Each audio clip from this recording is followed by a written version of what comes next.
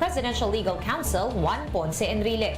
Paliwanag ng korte, paglabag sa karapatan ni Gigi Reyes ang halos 9 na taong pagkakakulong, gayong mabagal ang usad ng kanyang kaso. According to the Supreme Court, hindi na-explain ng prosecution bakit nagkaroon po ng protracted proceedings. Kaya tinake into account ng Supreme Court the fact na Attorney Gigi Reyes has been detained since July of 2014, so almost 9 years na po. At mukhang walang end in sight in the words of the Supreme Court. Ayon din kay Opposition Senator Risa Hontiveros, ang karapatan sa mabilis na pagdinig ng kaso ay dapat maranasan ng bawat mamamayang Pilipino. Kung meron man daw biktima ng oppression ay walang iba kundi si dating Senadora Laila De Lima. Indeed, the constitutional right to speedy trial ay para po ito sa lahat. O hindi lang po sa makapangyarihan, hindi lang po sa malakas.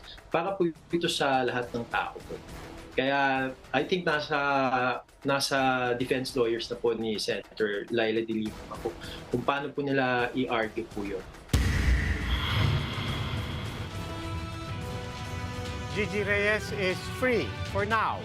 The former Chief of Staff of Presidential Legal Counsel and then Senator Juan Ponce Enrile has been jailed for 9 years before the Supreme Court First Division ruled that her right to a speedy trial was violated. This case brings to mind yet again that of Laila De Lima. Justice Secretary Boying Remulla himself agrees that Reyes' argument to get temporary liberty applies to the former senator's case as well. Will De Lima's legal team take the same strategy? We discuss in this episode of The Chiefs.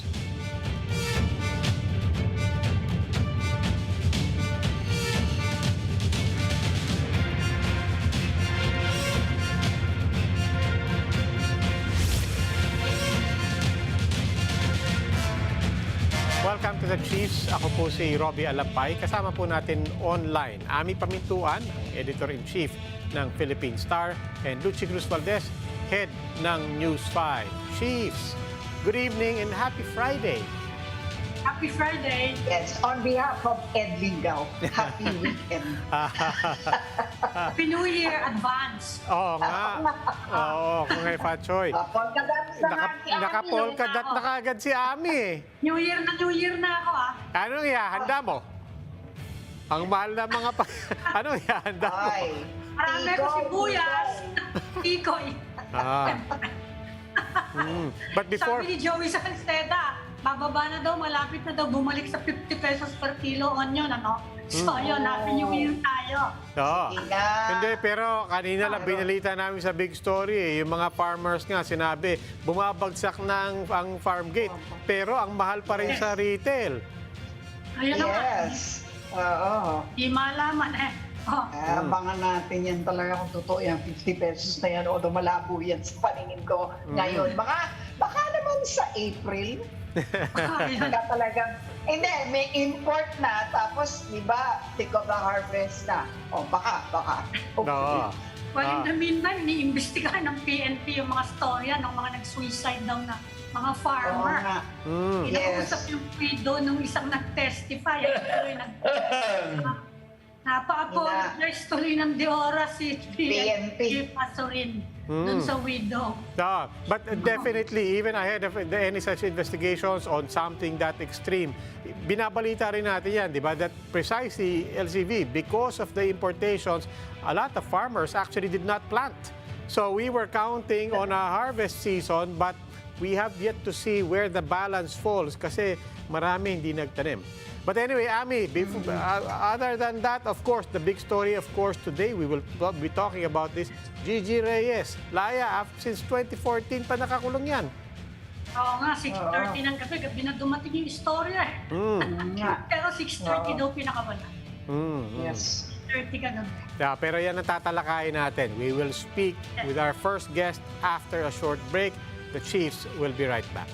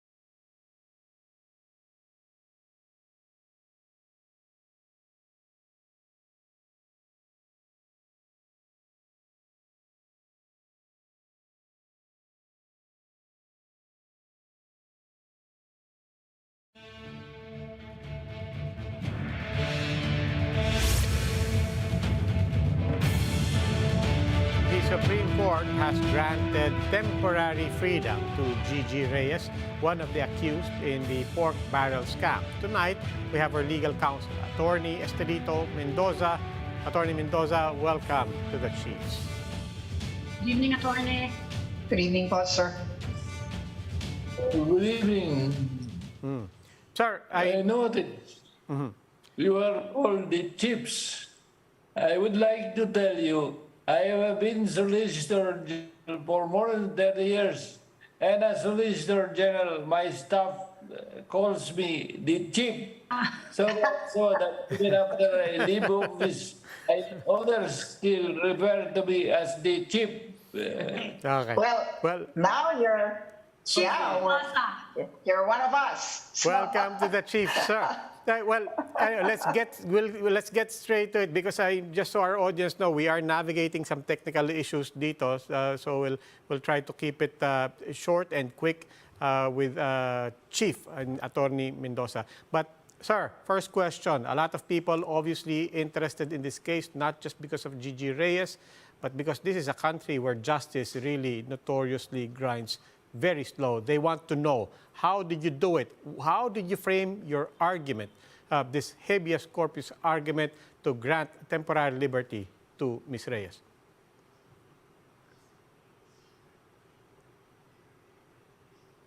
I compared the case of Gigi to the time GMA was detained. He was president of the Philippines. I compared it also to the time Senator Revilla was detained before he was released on the basis of acquittal. And so was it in the case of GMA. She was released because the court found there was no basis for her indictment. But in those two cases, they were detained longer than the time Gigi has been there. It was with those cases that I made a comparison. I made no comparison with De Lima because her case is still pending. And I do not know enough of her case. Attorney, yun nga ang sinabi ni Theodore Teno, na usually the writ of habeas corpus is applied, pero hindi daw during the pendency of a trial. Anong masasabi ninyo doon?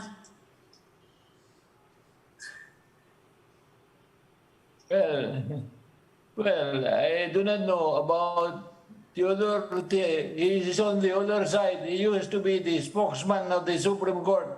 But I have a whole book on habeas corpus. And the writ of habeas corpus has been in vogue from the time of the Middle Ages, during the king's time. It is not so often used in our case. And I used it. And the court agreed with me, citing, I have a whole book on habeas corpus, and it was a legislation during the Middle Ages. Do you think, attorney, this is setting a blanket precedent? Kasi yun din ang sinasabi. Si Solicitor General Menardo Guevara, he said he doesn't think it's a blanket precedent, but it will have to be applied on a case-to-case basis. What's your view on this? Well, it simply means, is a precedent simply means that the writ of habeas corpus can be used in case of inordinate delay in the proceedings of a criminal case. You must remember, it is only in a criminal case, and the conditions of detention in her case of Gigi, he has been in an ordinary cell in the BGMP in Taguig with a septic tank just a few meters from her cell and with a very limited space. there are many I other. cannot comment much on the Lima case. I do not know enough of our case. But people are saying sana all, meaning they wish that this right to a speedy trial will be enjoyed by others who are now awaiting the end of their hearing so that there will be a final decision. In the meantime, what should they be doing that you did with Gigi Reyes that will allow them to also be granted the writ of habeas corpus and be allowed to be set free, just as Gigi Reyes was? Well, it's an ordinary. There is no need for the habeas corpus. It's an extraordinary writ. So how can others avail of it? I guess that's everybody's question. There is no point with us comparing the Lima case to the case of Gigi because I do not know enough of the Lima case. And besides, that is not an argument for the Lima to be released. Why not? Because the arguments are used in the habeas corpus case, and it is up for the courts to decide whether that precedent is applicable to the Lima. Mr. Mendoza, I don't know if there's going to be anything ironic with this question, but we're talking about slow justice in the Philippines, the right of people to a speedy trial. We've been talking about that process. But what about the process itself, just to even file your argument and to have this outcome? When did you first file and make this case with the Supreme Court? How long did it take to win this decision today? I have some suggestions on assuring that there is a speedy trial. In fact, I have made this suggestion to the courts. First, and the most elementary, is that the courts should hold their sessions as they announce. They say, when they say they open at 8:30, they must open at 8:30. That is very elementary. Actually, what I suggested is that at inception of a case, the prosecution must be required to state the elements of the offense charged. Because under the rules of evidence, for evidence to be admissible, it must be relevant and not excluded by the rules. In a criminal case, there is no problem about that because the elements of the offense must be stated in the information. So I have suggested that to facilitate the trial, the prosecution be required to state the elements of the offense as alleged in the information and the time they need to prove each element. They must state the evidence they have to prove each element of the offense so that there will be no unnecessary delay in the trial of the case. Unfortunately, my suggestions have not been accepted by the courts. So, and precisely, sir, I ask just to give us an idea of how far we are from these suggestions. How long did it take for this particular process, for this particular appeal and argument to the Supreme Court to release Gigi Reyes?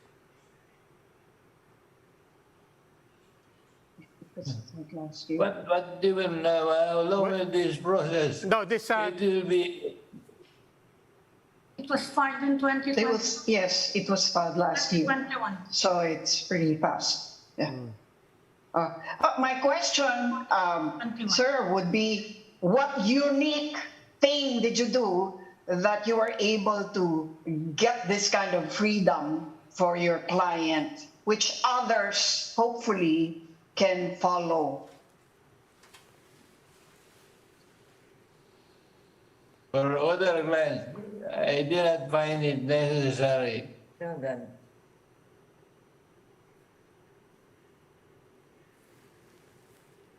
There is nothing unique about Gigi's case except the length of her detention.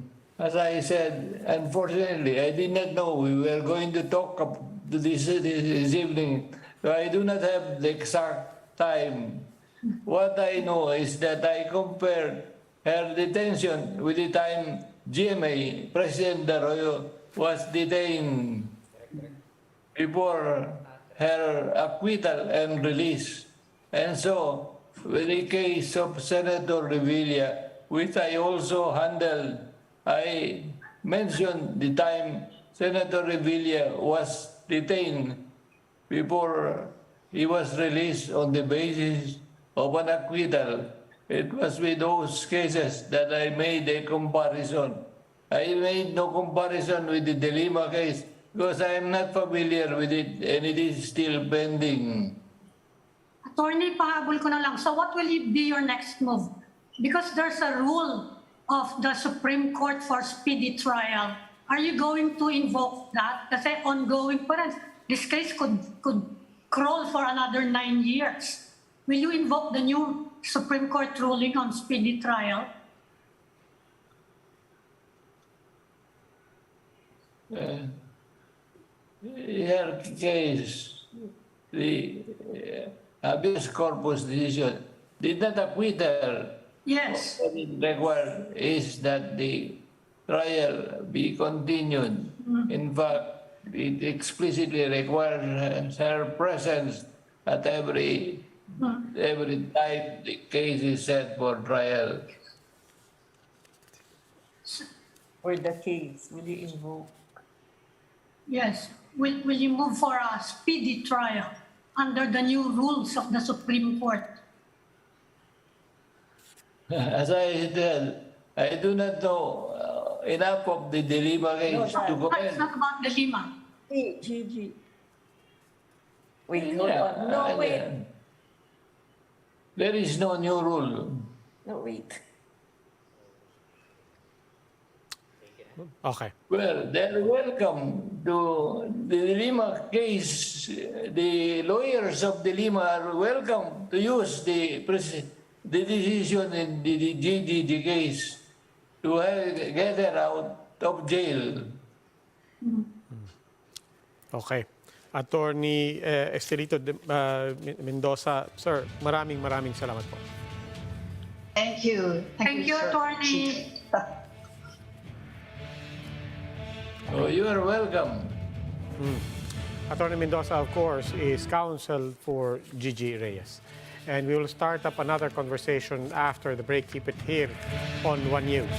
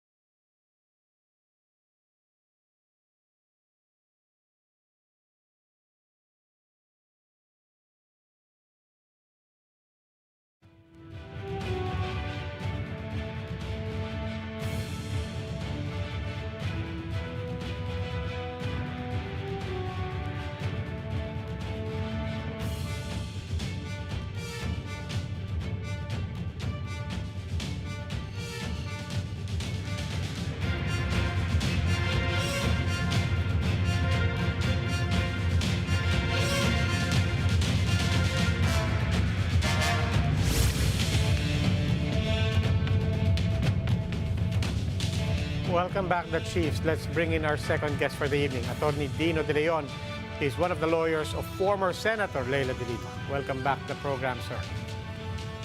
Hello. Hello, good evening. And Sir. to all your viewers, good evening as well. Sir, alam niyo naman, and I suppose you watched our earlier interview with Attorney Estelito Mendoza. When this news broke, of course, a lot of people thought of a lot of people. I mean, marami. There are many Filipinos languishing in prison, detained for years without access to a speedy trial. But of course, a lot of people thought of your client, Attorney Leila De Lima. What's similar, what's the same, what's different in the circumstances of Gigi Reyes in detention and Senator Leila De Lima in detention? Well, first, of course, the reaction of the team is sana all, sabi nga kanina, di ba? The similarity is the fact that there is such a huge amount of time already that has lapsed ever since Senator Leila De Lima has been put into jail. No? 6 years na. In the case of Attorney Gigi Reyes, I think it's around 9 years. No? And the delay is inexplicable. Yun yung sinasabi dun sa Supreme Court case sa case ni Attorney Gigi. In the case of Senator Leila De Lima, actually, 6 years and there's still no conviction. In one of the cases, it's still under bail proceedings, and then around 7 judges have already recused themselves from trying the case. No? So the delay is also inexplicable, is inexcusable. No? One of the criticisms in our justice system is, if I'm not mistaken, the average jail time for a person before he is convicted or let out of jail is around 565 days. So ang ibig sabihin niya, yun yung average. Maraming mga nakukulong na mahigit 1 taon, halos 2 taon. No? Yes. Kahit na inosente sila. Kay Senator Leila De Lima, hindi lang 565 days, halos doble nun, triple nun, nakakulong pa rin siya. Well, yun nga, ang tanong din sa'yo, syempre, attorney, is there a lesson you're picking up from this? Is there a tactic that was employed that you may also use yourself in order to gain, the same decision for Senator De Lima? Well, to begin with, this is a new doctrine, no? Walang ganyan dati na pagkatapos ng denial ng bail, pwede pa pala makawala because of inexplicable delay, no? So this is a new rule, and kudos to the Supreme Court and of course to the legal team of Attorney Gigi Reyes. But secondly, the big difference between the case of Attorney Gigi Reyes and the case of Senator Leila De Lima is in the case of Attorney Gigi Reyes, her bail was already denied. In our case, we cannot file this yet because our bail proceedings are ongoing. No, maybe we can explore the possibility of still filing it because there's still inexplicable delay anyway. But as to whether or not there's going to be value to that is something that we are still trying to assess and resolve. Why? It's because, as you know, there are 2 remaining cases in the case in Senator De Lima's case, criminal case 165 and criminal case 167. In criminal case 165, we filed a petition for bail that was denied. And what was cited was the testimony of Rafael Ragos. If you would recall, siya is star witness. Diba? So sabi nila, there is strong evidence to proceed with trial. But Rafael Ragos actually recanted his testimony and in fact testified in open court in October. So what we did was we filed a revival of the petition for bail in light of the recantation of Ragos. Now, Ragos has already testified in the witness stand, has already been cross-examined, at meron na lang yatang isang chance pa yung prosecution to continue their cross-examination kasi 3 beses na yata pinababalik si Ragos sa witness stand, 7 oras nang ginigrill, pero consistent pa rin yung sinasabi. Siya yung pinilit, hindi totoo lahat ng kanyang mga sinabi, his life was under threat and that of his family. No? So, yun yung sa criminal case 167. So, pending yung revival namin doon, yung omnibus motion namin doon, at anytime soon, after Ragos' testimony is concluded, pwede na yung ma-resolve. In criminal case 167, ito yung matagal na walang judge, kaya nasa bail proceedings pa lang. Ngayon, nag-hearing na since last year, nag-hearing na yung bail proceedings at down na to the last witness sa bail proceedings yung prosecution. Last na si Herbert Colango, tapos na rin siya sa direct examination. Cross-examination na lang kami next hearing. After that, submitted for resolution na yung bail ni Laila de Lima.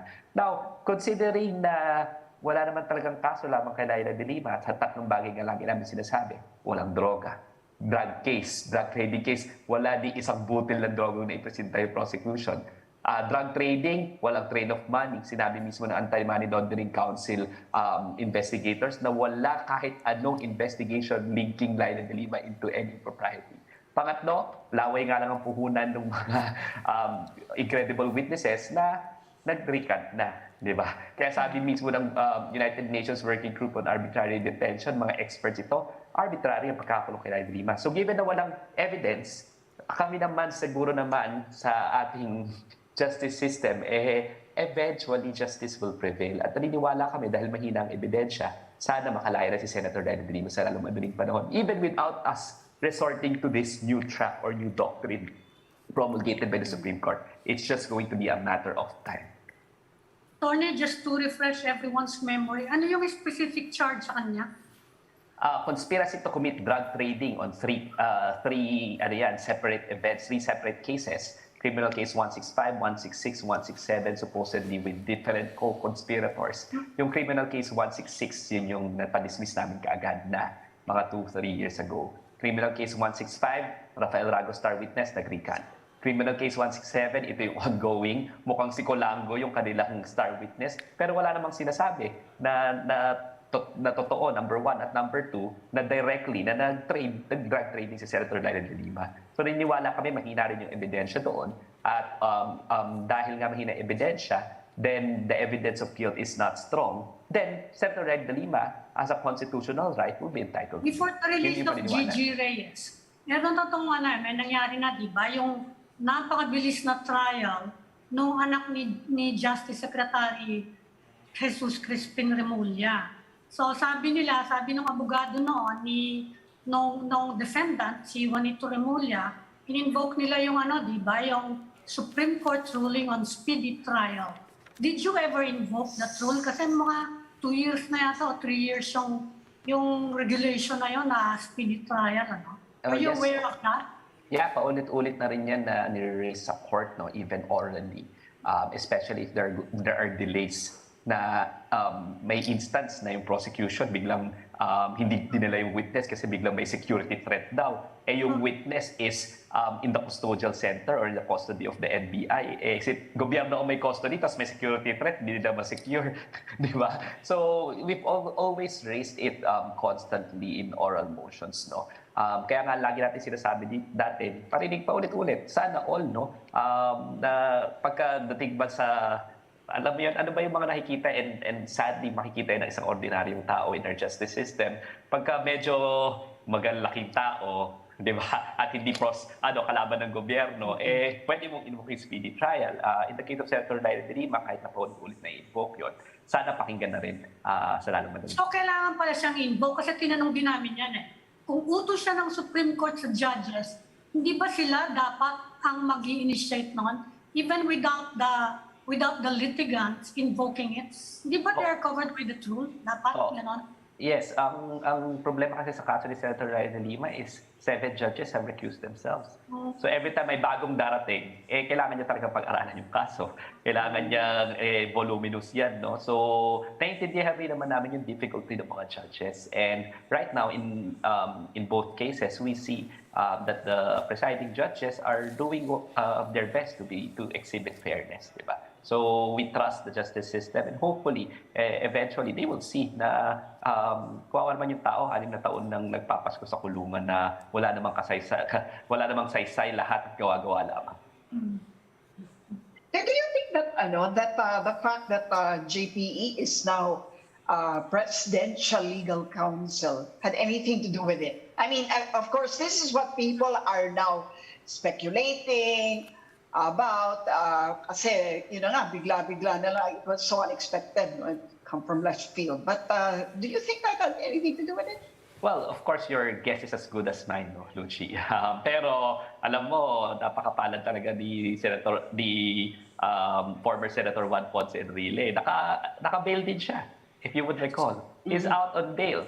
And the reasoning why he was granted bail, despite the fact that it was a supposedly quote and quote non-bailable offense is number one, he's not a flight risk, and number two, because of humanitarian conditions, Yes, because of his age, no? Pero bigla ngayon, Chief Presidential Legal Counsel pala. Ibig sabihin, malakas. Kayang gampanan ang isang cabinet position at ang isang napakalaking responsibilidad sa gobyerno. So, yes, your guess is as good as mine. Pero ang masasabi mo talaga sa ating justice system na dapat hindi ganon, dapat nakapiring kasi, di ba, si Lady Justice, sana all. And hopefully, yung administration of justice in this country would be as fair as, regardless of who you are. Yes, Attorney, speaking of justice being blind, and in the interest of keeping it balanced and blind and fair, could you talk to that, in the difference between, on the one hand, a humanitarian argument, on the other hand, in this case, we're calling it a new doctrine. Talk to us on the level of it being a doctrine. What does the public, what do new lawyers, what do lawyers need to understand in terms of looking at this as a new doctrine, as something that could be powerful for our justice system? Well, alam mo, sa totoo lang, wala namang masama dun sa upholding the right of speedy of every individual to speedy justice, no? Tama 'yun eh. Dapat hindi ka nakakulong ng matagal for trial, being vexed by this burdensome process, especially if you are innocent, 'di ba? And based on our justice system, we are all innocent until proven otherwise. That means that if there's no conviction, you should be treated properly, right? And there is really no justification whatsoever for you to remain in jail for 6 years. In the case of Senator Ryan de Lima, or in the case of Attorney Gigi Reyes, 9 years nang walang conviction, right? So tama naman yung Supreme Court na pagkakataon na yun. Ang question is, how far are we willing to do this? And I would suspect that that our court systems will now be inundated with habeas corpus cases, especially because it's not just Senator Laila de Lima, it's not just Gigi Reyes. Sabi ko nga, ang average criticism sa atin is 565 days. Nakakulong ang isang inosenteng tao. Average yun, ha? Hindi pa yun yung mga extreme cases. Meron dyan 9 years, 10 years, 7 years. Yung isang case ni Senator Laila de Lima, can you just imagine? Disobedience of summons. 6 months maximum ang penalty. 6 years ng pending. Nasa prosecution evidence in chief. Nasa evidence in chief pa rin, di ba? The delays are there. And it's because of our justice system. Yung rules, yung andaling i-delay, ang daming biglang hindi darating yung hindi na ibigay ng process server ng maayos yung summons. It's not just the fault of the courts, eh. It's the entire system altogether. And ang daming delay na nagaganap ngayon, I would expect that the courts now will be inundated with habeas corpus cases because of the sheer number of people who are in jail and they don't deserve it. Pero Marami rin kayang mabibigyan ng freedom. Yun ang yun na nga, nakapiring ba talaga si Lady Justice, no? And ako as a lawyer, and I would like to think myself as a young lawyer pa rin, no? Although I've been in practice for almost a decade. Yung justice system kasi constant struggle yan, struggle yan sa people, eh. So, dapat, kung nakikita natin merong mga ganyan na 8 years, 9 years, tama lang, nagpapag-file ng habeas corpus cases. And then just because nakakadismaya minsan na ang nakakakuha yung may kapangyarihan, dapat we still constantly fight for it through the courts and bantayan pa rin natin yung justice system natin.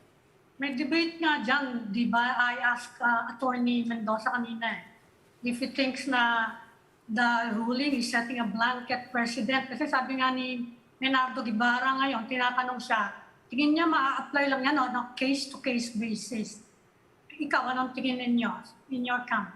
Well, walang nakalagay sa Supreme Court ruling in the case of Attorney Gigi Reyes na it's pro hac vice. Ibig sabihin that it only applies there. no? So since walang qualification yan, dapat it applies to all, no? Until such time that the Supreme Court will say na ay hindi pala kay ano lang pala yon, kay Attorney Gigi Reyes lang yan because of her peculiar circumstances. Pero to begin with, the circumstances of Attorney Gigi Reyes is not peculiar, unfortunately. Ang dami talagang nakakulong ng matagal. At hindi talaga tama na nakakulong sila ng matagal ng walang conviction and may inexplicable delay. Hindi talaga tama yun eh. So, tama yung Supreme Court, pero sana nga, i-apply sa lahat. Oo. Maiba naman ako, yung, can I get your reaction on Sandra Cam and the public retraction she made? Oo. So, well, my reaction or Senator Laila de Lima's reaction? Well, ano mo muna yung reaction ko sige. muna, di ba? Sige, ikaw Alam muna. mo, and of course, I will papagalitan ako ni Senator Laila de Lima for disclosing this. Pero matagal na si Senator Laila de Lima sinasabi na napatawad niya si Sandra Cam. No? Kasi nga, kalapit sa ano niya. Tapos parang kami, patawad mo yan. Grabe yung mga pinaggagawa sa inyo. Kami pa yung nagagalit na parang, kung ako yan. Sabi ko gano'n, kung may access na ako dyan, papatirin ko yan. Alam mo yun, may mga pabiro pa kami gano'n. Pero siyempre, hindi. Kawawa naman. Grabe yung ano niya. Grabe yung pinagdaanan niya. May sakit na siya. Naawa talaga si Senator Laila de Lima. No? So, grabe kasi yung capacity ni Senator Laila de Lima sa compassion. Kung ako, reaction ko, I don't accept your apology. Pero hindi naman ako si Senator Laila de Lima. Senator Laila de Lima, the first instance, sabi niya, I accept the apology. Alam niya naman, consistent yung pattern, no? Sinabi yan ni Rafael Ragos, sinabi yan ni Kerwin Espinosa, sinabi yan ni Rory Dayan na ginamit sila at pinilit sila na gumawa ng masama na kalaban kay Senator Laila de Lima. Ang tanong lang ni Senator Laila de Lima, at ito reaction na to ni Senator Laila de Lima, hindi ko na reaction. Ang tanong niya lang is, kailan naman kaya daw lalagtad yung mga iba pang nagpagamit kasi napakarami nila. Marami sa kanila mga abogado, no? Marami sa kanila niyurakan talaga yung ating justice system.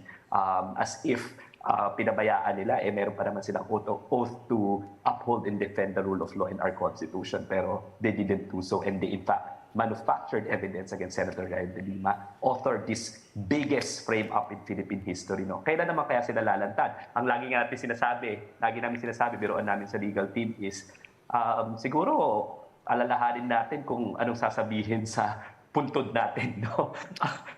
Itong mga ito, yung mga nagpagamit at nag-author nitong frame-up na ito, medyo matatanda na rin sana sila. At ang tanong ni Senator Laila de Lima, kailan naman kaya sila lalantad? Attorney, balikan ko lang din, no? Paki-recap lang din. Because we've been talking about yung ang dami nang nag-recant, di ba? Talaga, marami nang binawi yung mga pinagsasabi nila dati, nag-recant. Sa kabilang nung para lang we can take stock of where you are in the case. Ilan pa ba natitirang hindi pa nagre-recant? Nako, well, meron kasing mga witnesses tong si prosecution na matitigas, like yan sila Colango. Ito yung mga naiiwan pa no? Pero wala naman silang direct testimony na sinasabi na totoo naman nag-trading si Laila de Lima, no? Meron rin yung iba pa na mga incredible yung mga witnesses na hindi naman talaga consistent, like yung assistant ni Ragos before, na NBI agent. So meron naman mga hindi nag-recant, no? Pero sino yung mga nag-recant? Kerwin Espinosa, Ronnie Dayan, si Mr. Adorco, of course, Rafael Ragos, which is the star witness in criminal case 165.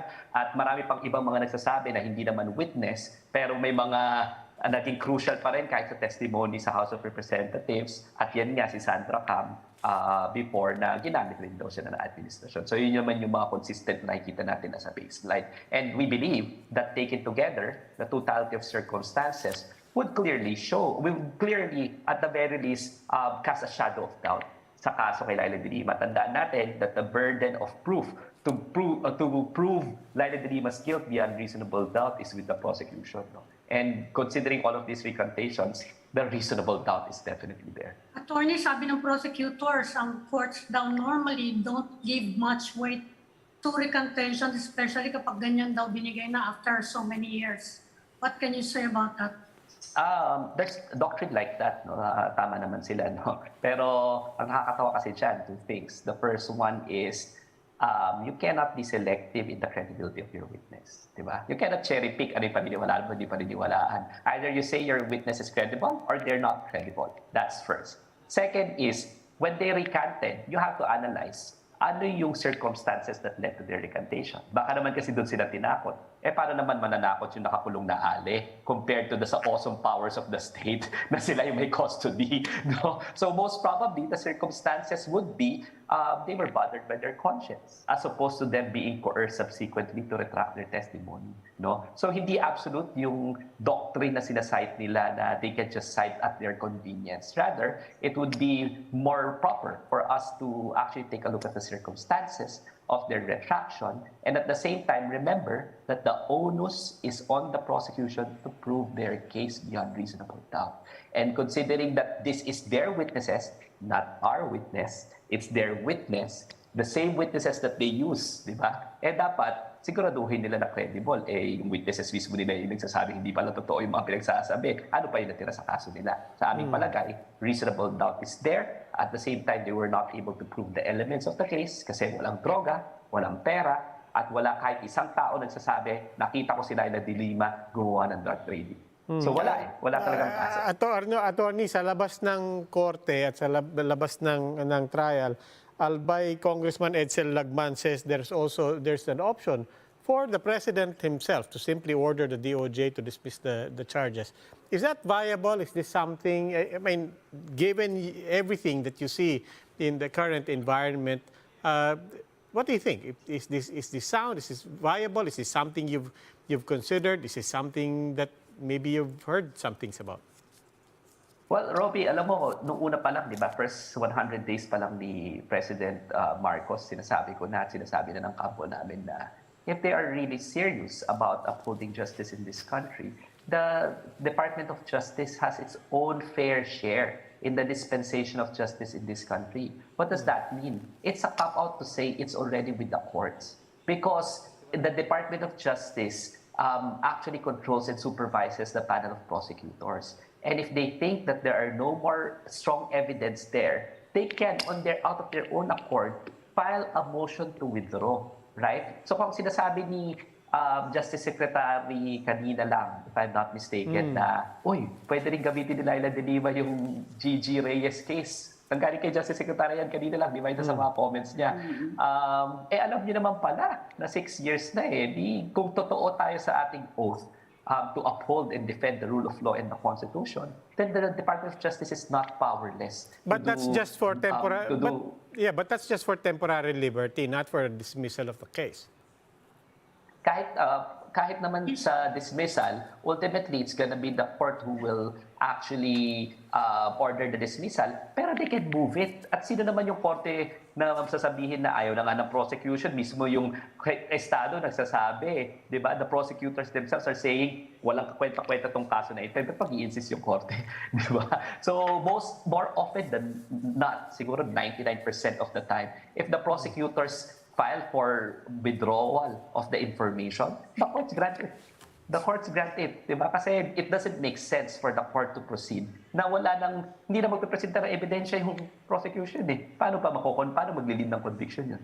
Di ba? So pwede, hindi powerless yung Department of Justice to actually fulfill their role in the proper dispensation of justice in this country. But Attorney, in an interview, Secretary Remulla actually said that right after the hostage incident in Crame, that they offered Senator De Lima option to be confined at home, in other words, house arrest, but that she refused it. And I asked her why you think she refused it. And sabi nga niya, syempre siguro meron silang ibang agenda para to get some sympathy. Any thoughts on that? Nakakalungkot naman na tingin nila simpatsya pa itong hinahanap ni Senator De Lima after 6 years. She wants justice. 3 things, ang nakuha kong rason kung bakit si Senator De Lima umayaw ng mga oras na yun. Una, in-offer nila hours after the incident, nanginginig pa yung Senator Ronaldo de Lima. Tatanungin mo na gusto mo sa house arrest. Paano makakapag-isip ng matino yung Ali hindi pa lang nakapag-confer sa amin si Senator Ronaldo de Lima? Of course, kahit kami noon, tatanggapin ba natin? Hindi natin tatanggapin. No? Pero the more principled reason why Senator Ronaldo de Lima refuses is because of two things. The first one is ayaw niya na special treatment. No? Na marami, sabi nga natin lahat kanina, nakapiring dapat siya si Lady Justice. So dahil lang ba Senator Ronaldo de Lima siya? Yung iba, 9 years na, 10 years na nakakulong, pero siya pakakawalan, no? Or i-house arrest. That's first. So ayaw niya rin yung pag-isipan siya na, bini-VIP treatment talaga itong si Lady de Lima. Pangalawa, innocente siya. At naniniwala siya na malapit na the wheels of justice will finally turn. No? So she can wait it out. And if ever she gets out, she wants it not because of special treatment, but rather as a byproduct of the genuine wheels of justice. So yun yung gusto ni Senator Ronaldo de Lima. Now, as to whether or not personally, as her legal counsel, do I agree with it? Ibang question yon. Pero, Senator Ronaldo de Lima is Senator Ronaldo de Lima. And alam natin na kung sa simula pa lamang, hindi siya prinsipyadong tao, kung nanahimik lang siya sa war on drugs, nung pinapatahimik siya, nung may lumapit na emisaryo sa kanya para patahimikin siya, tumigil siya, sana hindi siya nakakulong. No? Kaya naman siya nakakulong because of her principles. And that is her principled reasoning, whether we agree with it or not. Ganun talaga si Senator Ronaldo. Attorney, we hear what you're saying. We also hear what Senator de Lima is saying. But this is arguably no longer special treatment. Diba? I mean, arguably, you now have a new doctrine. That new doctrine is now a new cog in that wheel of justice. You can now make that argument. You can now make that argument to Senator Leila de Lima. Diba? I mean, I guess the question is, what's the next step? And when will you? And when might people be reasonable to ask you when will you, if you decide to do so, invoke this and apply on her behalf? So we've invoked the speedy justice rule before, as I've mentioned. That's first. As second, as to whether we're gonna try the Reyes doctrine. No? That is something that we are evaluating right now. Pero sabi ko nga, even if we file it before the higher courts at this point in time, based on the timeline and the circumstances of Leila de Lima's case, mauunahan nitong bail motions, we think. Pero hindi naman siya mutually exclusive. Diba? So nakikigets mo ko, yung kay Gigi Reyes took around 1.5 years, close to 2 years before it was acted upon by the courts. Yung dalawa naming nakabinbin at nakafile na bail motions, aakto ka na ng court. So kahit na-file namin ito, sana kung mag-turn lang yung wheels ng justice properly, sana makawala na si Leila de Lima even if we don't file this. Yun yung pananaw namin. But yes, tama ka, Robby, na we are actually studying the Reyes doctrine, and there is a very big possibility that even if may nakabinbin na kami motions, baka mag-file pa rin kami. Mag-i-invoke kayo uli ng speedy trial, right to speedy trial ninyo for the bail and for the trial itself. Paulit-ulit. Nakakailan na ba kayong invocation na? Paulit-ulit yan Laging sinasabi yan every time that there's delay actually, no? Yung mga instances na biglang walang witness, yung mga instances na maka-cancel bigla yung hearing, pati nung COVID, lagi yan. So hindi na mabilang sa aking mga daliri kung ilang beses na-invoke yan during the proceedings. So yun ang i-invoke nyo sa bail, dun sa petition for bail, and then for the regular trial itself. Yun ang susunod. So may petition for bail na dalawa ngayon. Lagi naman namin i-invoke yung speedy trial rules. Yes. There is a possibility na mag-file kami ng bagong action in the appellate courts invoking the Gigi Reyes doctrine through a habeas corpus petition. So yan ang pinag-aaralan namin ngayon yan kasi di ba less than 24 hours ago na lumabas yung balita. So syempre kailangan namin pag-aralan as legal team. But definitely it's being taken into consideration. Senator Leila de Lima herself instructed us to study the matter, and afterwards we will most probably proceed. Pero in terms of timeline, as I've mentioned, mauunahan talaga, I think, siya nung nakabinbin na bill. Beyond all of this, though, do you think that the political climate this time under President Marcos is more friendly toward Senator de Lima? For lack of a better term. Oo nga eh. Alam mo, Lucido, nakakalungkot eh. But this is always a question that we get, no? And to begin with, lagi ko sinasabi, bago ko sagutin yung tanong, na nalulungkot ako sa tanong. Kasi para bang nasanay na tayo na ang tinatanong natin is, okay ba tayo dun sa bagong nakaupo? As opposed to, makakuha tayo ng hustisya kahit sino pang nakaupo. Hindi ba? Lagi natin tinatanong yan, mas maganda ba yung political climate? Kamusta tayo dun sa bagong nakaupo? But justice shouldn't work that way. Justice should actually protect individuals, especially against those people na nakaupo. But, Attorney... Having said that... sorry, go ahead. Sige, having said that, dun sa sentimento ko na nalulungkot ako lagi pag tinatanong yan,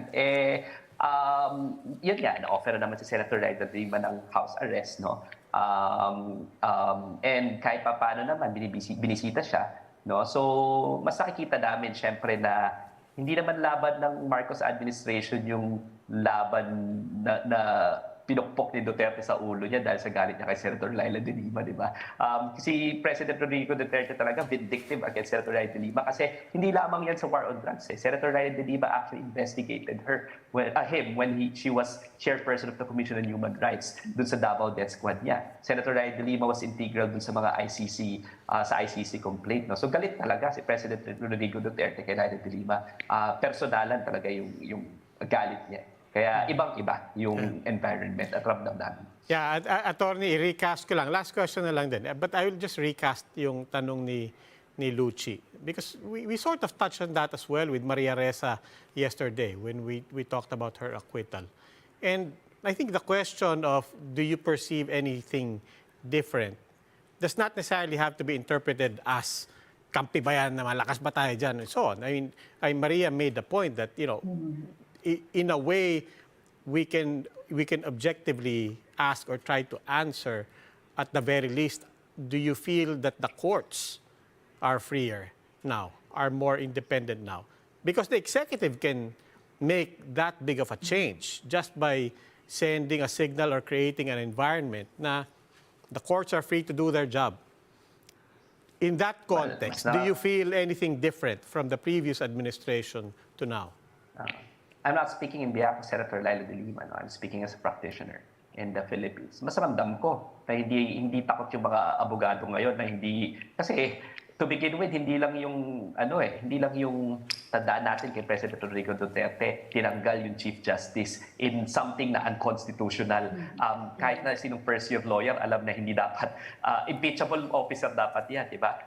70 lawyers have been killed under the Duterte administration. Around 30,000 people were died under that administration. Every day, around 20-30 people. Nakakalungkot ng mga tayo na yun. Nakakatakot magsalita, no? That climate of impunity is not present right now as compared to the previous administration. So yes, I would say no, na yung independence ng judiciary at saka yung independence ng lawyers are better now compared to the previous administration. Yung previous administration, binalang hiya talaga yung rule of law sa Pilipinas. We weaponize yung batas laban sa mga nagsasalita, kinasuhan yung opposition, kinasuhan yung mga pare, di ba? Binato ng mga sedition charges, buong 8 derecho, if you would recall. And I can go on and on and on how they weaponize the justice system. We haven't seen that in the Marcos administration, at least not yet. And sana magpatuloy yun. No? Okay, Attorney De Leon. Sir, maraming salamat po. Thank you. Thank you, Attorney. Si Attorney Dino De Leon po, abogado ni Senator Laila de Lima. And that is all we have for the Chiefs. We hope what was discussed will keep the conversation going. Ako po si Robbie Alampay. I'm Mami Pamintuan of the Philippine Star. I'm Luci Cruz Valdez of News 5. And we are One News, all sides, all the time.